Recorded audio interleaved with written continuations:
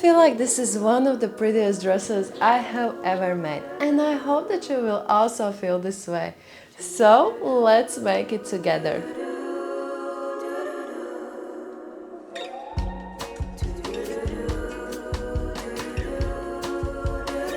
This dress is a beginner-friendly sewing project.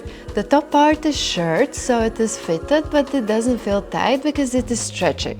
You can add shoulder ties or go without them for a completely bare shoulder look. The skirt part consists of a gathered frill, and there is an option to make a slit. If you don't want the slit, feel free to skip it. The skirt part is wide enough to walk comfortably with or without the slit.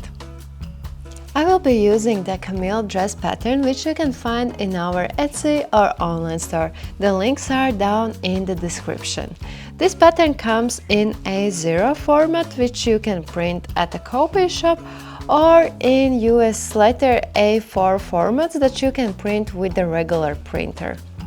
There are only 4 pattern details for the option without the slit and 6 pattern details for the option with the slit. I will be using a very light cotton fabric. You can use any light to medium weight fabrics such as viscose, silk, cotton, linen, polyester as well. You will also need a matching thread and these special elasticated threads to do the shirring. If you cannot find exactly the same color as your fabric, don't worry because they will stay on the wrong side of the fabric. If you want your shoulder ties to be more structured, you will also need the interfacing. But if you prefer soft ties, then it is not needed. I will also use a sewing machine and a serger. If you don't have it, then use a zigzag stitch instead for neatening the seams. So now we are ready to cut everything out. By the way, I am making the option with the slit. So at first I cut the details that can be cut on a folded fabric. But afterwards I do open the fabric and then I cut out the front skirt panels on one single fabric layer. This is extremely important. Do not cut the notches, just mark them with a fabric marker or with the soap. While we are here, let's also cut the interfacing for the ties, but this step is only required if you want the ties to be more bold. Before sewing, I highly recommend to draw the shirring lines on the fabric's right side. If you are completely new to shirring, you can draw every single line, but since I have done it quite a few times, I mark points on every single line, but I draw like a full line on every third or fourth line. Do this step for both front and back panels. And now we are ready to sew. Let's start by hemming the neckline. I will be using a baby hem. First thing you need to do is to fold 1 cm of the neckline and stitch 2 to 3 mm apart from the edge. Do the step for both front and back panels. Personally, I prefer to press down at this point because I feel that later it will be easier to work with this hem. After that, let's cut off the excessive amount of seam allowance. Be very careful not to cut in the stitch or in the fabric itself.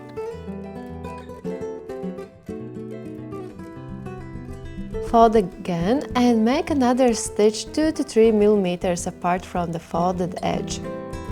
This is one of my all-time favorite hemming methods because it looks so sophisticated, but it is very time-consuming.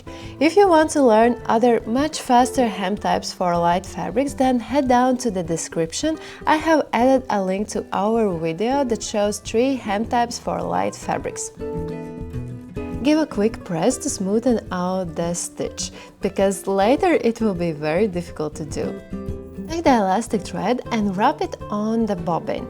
I usually start by putting this thread through that hole that's on the bobbin, and then I hold it and make a few rounds around the bobbin.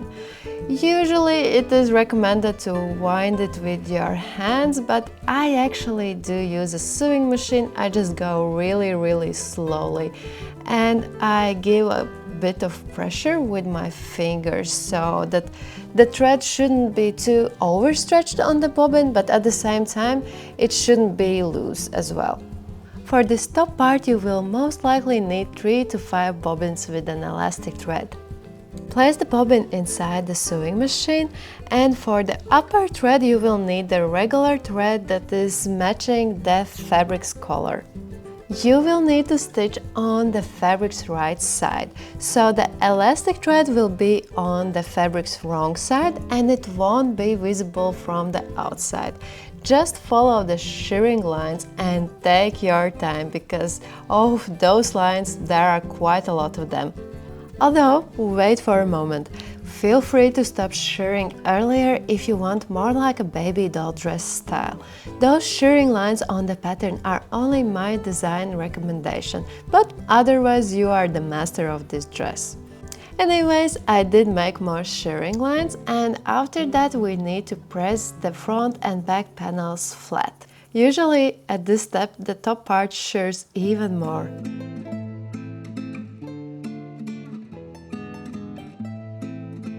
Just a reminder to put back the regular thread in the sewing machine. Lay the back and front panels together with the right sides facing. Pin the side seams and stitch 1 cm apart from the edge. Because the edges aren't exactly flat, do not worry if you make the seam a bit wider. There is enough fabric and it's so elastic that you will get in it anyways.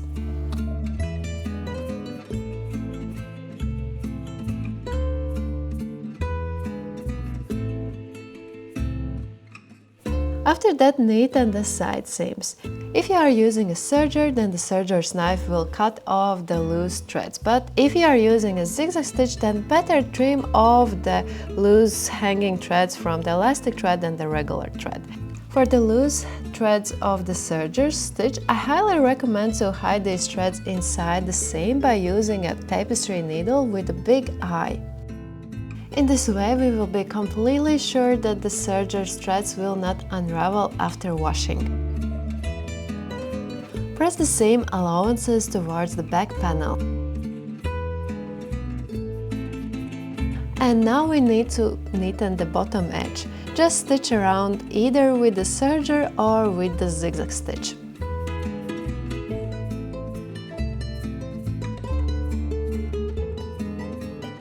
Here as well I will hide the serger's thread inside the neatened edge.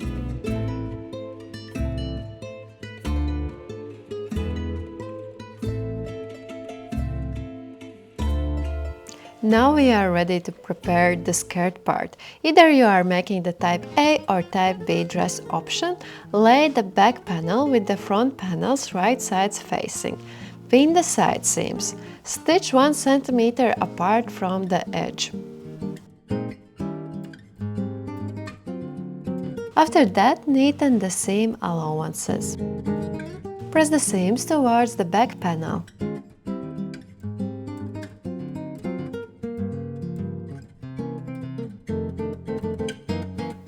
And now let's hem the upper edge of the frill. Use the same hem time as you used for the neckline. So I will be using the baby hem again. I am starting with folding that 1 cm of the edge and stitching 2 to 3 mm apart from the folded edge. Then I press to smooth everything out.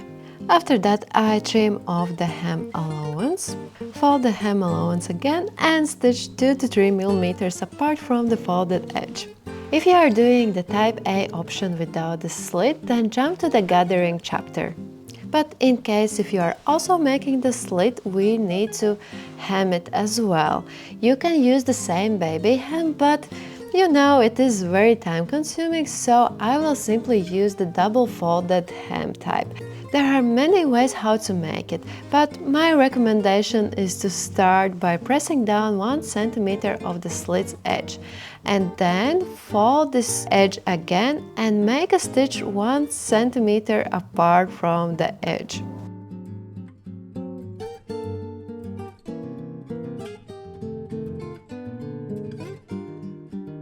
Give a quick press for both slit edges. Before gathering, let's mark the middle points of the back panels. Simply fold the back panels on half and draw markings there. This will help us later to match the frill with the top. And now let's do 2 gathering stitches 1.5 centimeters apart from the upper edge. Set your sewing machine's stitch length to at least the number 4. So here goes the first stitch.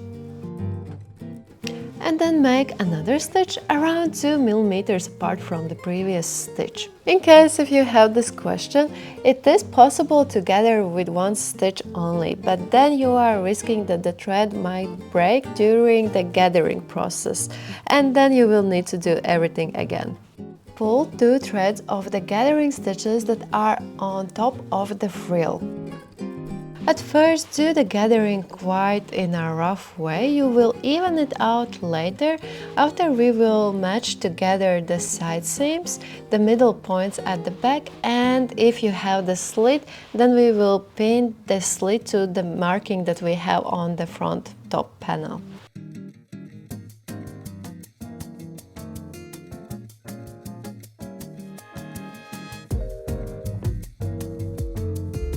Don't forget to put back the normal stitch length. Put this huge dress under the sewing machine's needle and then place this gathered part right on top of the neatened edge. Make a stitch somewhere in between those gathering stitches, but try not to stitch right on top of them because we will take them out. If some parts of the gathering seem quite uneven, then just take your time and even them out. For the slit parts, simply try to put the slit edges as close as possible. Take the pliers and pull out those gathering threads. Of course, nothing terrible will happen if you will leave them in. I just feel that gathered parts always look so much cleaner if you take those gathering threads out. After that, let's do a try-on to find out whether the skirt part isn't too long. Remember that there is a hem allowance that will take off some length, and also put on the shoes you are planning to wear this dress with. Plus, take a look how this dress looks without the shoulder ties. Maybe you even want to skip them and go with completely bare shoulders. After you have decided about the length and maybe even cut off the excessive amount of the length, let's hem the bottom edge. So I will be using the same double folded hem as I did for the slit. I will start by pressing 1 centimeter apart from the bottom edge, and then I will fold and sew 1 centimeter apart from the folded edge. After you have done it, press the hem completely flat. This will ensure that your dress looks super professional. Now let's move to the shoulder ties, if you want them, of course. So here I can show you the difference with or without the interfacing, and I think both of them look lovely, just a bit of different vibes. Fold the shoulder tie on half and pin along the edge. Start from the shortest one, then along the longest one, but leave the other edge, the shortest edge, open. Stitch 1 centimeter apart from the edge. Repeat this step with all 4 shoulder ties. When you are sewing the corners, leave the sewing machine's needle in the fabric. Then lift up the presser foot, turn the fabric by 90 degrees, then place the presser foot down again and continue sewing.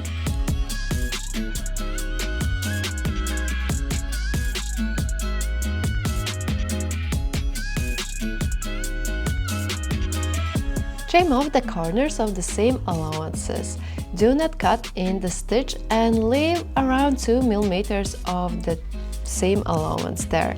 This will help us a lot later when we will flip these ties from the inside out, otherwise there will be a lot of bulking going on. Take some sort of a stick that isn't too sharp. I will be using my favorite fabric marker. Take the closed edge and push it through the whole tie.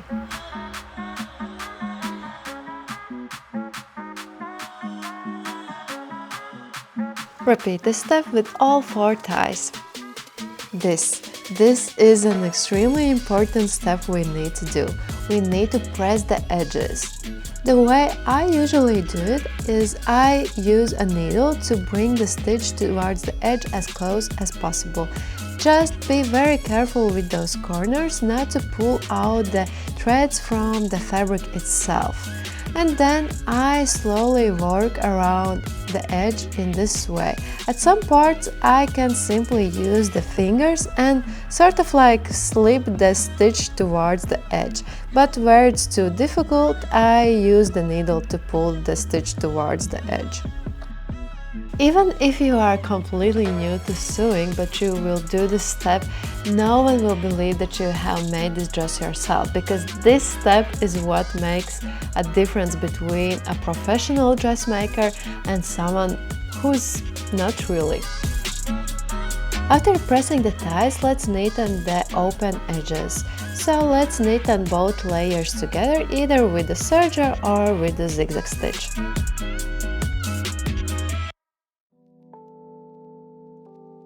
Lay the ties on the wrong side of the fabric and place them between the previously marked notches.